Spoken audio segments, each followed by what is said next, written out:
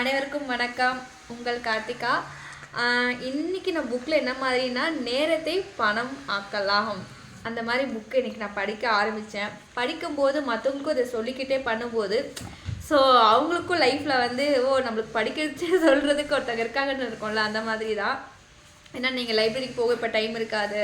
So அவங்களுக்காக நான் இப்போ சொல்லிக்கிறேன். ஒன்றும் இல்லை, இதில் என்ன சொல்கிறாங்கன்னா, இன்றைக்கி யாரை கேட்டாலும் பார்த்திக்கோங்களேன், டைம் இல்லை, நேரம் கிடைக்கல, ரொம்ப பிஸியாக இருக்கேன் என சொல்லி திரிகிறார்கள். உலகத்தில் தனக்கு மட்டும்தான் வேலை அதிகமாக இருக்கிறது என்று நினைப்பில் பேசி கொண்டிருக்கிறார்கள். பள்ளி மாணவன் முதல் கலெக்டர் வரை யாரை சந்தித்தாலும் பார்த்திங்கன்னா நேரம் எனக்கு போதவில்லை என்று தான் பதில் தருகிறார்கள். நேரம் போதவில்லை என்ற நிலை ஏன் உருவாகிறது? இந்த நேரத்தை எப்படி திட்டமிட்டு செலவழிக்க வேண்டும்? நேரத்தை திட்டமிட்டு செலவழிப்பதன் மூலம் என்னென்ன நன்மைகள் உருவாகும் என முன்கூட்டியே சிந்தித்து செயல்பட்டால் வாழ்க்கையில் மகிழ்ச்சி எப்போதும் நிலைக்கும். ஓகேங்களா? இந்த கம்ப்யூட்டர் காலத்தில் நாளுக்கு நாள் மிக வேகமாக உலகத்தில் பல்வேறு மாற்றங்கள் நிகழ்ந்து வருகிறது. மாறி வரும் சூழ்நிலைக்கேற்ப நம்மை தயார்படுத்தி கொண்டு செயல்படுவது வெற்றிக்கு வழிவகுக்கும். நேரம் திட்டம் வகுத்து நேரத்தை நிர்வாகம் அல்லது நேர மேலாண்மை செய்வதன் மூலம் பல நன்மைகள் நம்மளுக்கு கிடைக்கும் சொல்கிறாங்க. ஸோ என்னன்னா, இந்த உலகத்தில் யாரை கேட்டாலும் எனக்கு டைம் இல்லைங்க, நான் பிஸிங்கன்னு சொல்கிறீங்க. அந்த நேரம் இந்த மாதிரி எப்படி ஆர்கனைஸ் பண்ணுறது, நேரத்தை திட்டமிடுறதுக்கான இந்த வழிகள் தான் இந்த புக்கில் சொல்கிறாங்க. எந்த நேரத்தில் எதை செய்வது என சில திட்டமிட்டு செயல்படுவதே கிடையாதுங்க.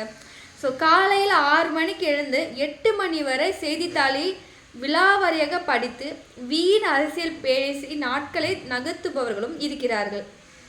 நியூஸ் கேட்குறேன் என இரவு 7 மணி ஜெயா டிவியோ இல்லை ராஜ் டிவியோ 8 மணி நியூஸ் டிவி எல்லா டிவியும் பார்த்து இந்த டிவியில் இதை சொல்கிறாங்க, அந்த டிவியில் அதை சொல்கிறாங்கன்னு ஒரு அரட்டை அடித்து நேரத்தையும் செலவு பண்ணுறவங்களும் இருக்காங்க.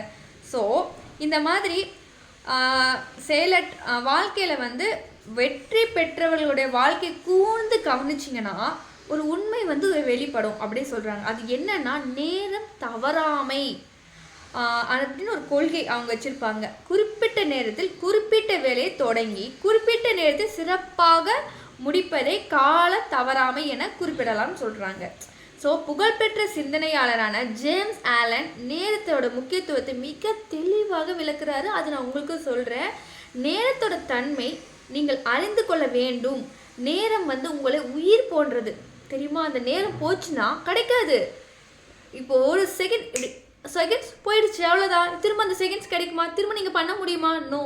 ஸோ அந்த நேரம் வந்து உயிருக்கு நிகராக சொல்கிறாங்க. ஸோ அந்த அற்புதமான நேரத்தை வீணாக்குவது உங்களையே நீங்களையே கொலை செய்வதுக்கு ஒப்பாகவும் சொல்லிட்டாங்க இதில். ஸோ அதான் ஜேம்ஸ் ஆலனோட கருத்து அப்படின்னு சொல்கிறாங்க. ஸோ சிறந்த முறையில் நேரத்தை நிர்வாகம் செய்ய பலருக்கும் ஆசை தான் இருக்குது. ஆனால் நேரத்திட்டம் வகுத்து வாரத்திட்டம் ஒன்றை வாரந்தோறும் தயாரித்து கொள்வதன் மூலம் நமது பொன் போன்ற நேரம் எப்படியெல்லாம் செலவாகிறது என்பதை தெரிந்து கொள்ளலாம் அப்படின்னு சொல்கிறாங்க. ஸோ இதுக்கு ஒரு கால அட்டவணை மாதிரியும் வச்சிட்ருக்காங்க.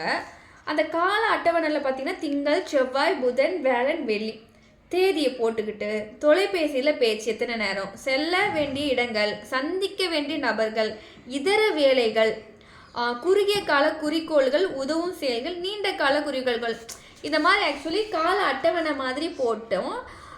இதில் வந்து நேரத்தை வந்து ஒதுக்குறதுக்காக சொல்லியிருக்காங்க. இல்லைன்னா உங்களுக்கு ஏற்ற மாதிரி ஒரு பிளான் பண்ணிக்கோங்க. டெய்லி மார்னிங் இந்த டைம்குள்ளே எழுந்து இந்த டைம்குள்ளே குளித்து இந்த டைம்குள்ளே நம்ம கிளம்பிடணும். ஸோ அதுக்கான டார்கெட் வச்சுக்கோங்க. அதே மாதிரி டார்கெட் நீங்கள் ஒரு விஷயத்தை வாங்கணும்னு இருக்கீங்களா, மந்த்லியோ இல்லைன்னா இயர்லி, இந்த இயர்ஸ்க்குள்ளே நம்ம அதை அச்சீவ் பண்ணணும். ஸோ இங்கே எல்லாமே பிளான் ஆர்கனைஸ் பண்ணி நீங்கள் பண்ணும்போது கண்டிப்பாக அதுக்கான இப்போ நிறைய பேர் பார்த்தீங்கன்னா ஃபோன் அடிக்ஷனில் ஃபோனையே தான் பார்த்துட்டே இருப்பாங்க. அந்த ஃபோன் பார்க்குற நேரத்தில் 4 hours 3 hours நான் எப்படி போச்சுனே தெரியல, அந்த ஹவர்ஸை ஃபுல்லாக ஃபோனுக்கே கொடுத்துட்டாங்க. ஸோ நம்மளுக்கான வேலை நம்மளுக்கு என்ன வேணும்னு நிறைய பேர் நினைக்கிறதே கிடையாது. ஸோ உங்களோட டைமை ரொம்ப ப்ரீசியஸ். ஸோ கரெக்டான நேரத்தை கரெக்டான டைம் கரெக்டான நபர்களுடனும் ஷேர் பண்ணிக்கோங்க ஆக்சுவலி. ஸோ ஒவ்வொரு வாரமும் இந்த மாதிரி அவங்க வந்து அட்டவணை மாதிரி போட்டிருக்காங்க. ஸோ இந்த புக்கோட சாப்டரில் சும்மா கொஞ்சம் ஃபஸ்ட்டு சீக்வன்ஸ் தான் நான் உங்களுக்கு சொல்லியிருக்கேன்.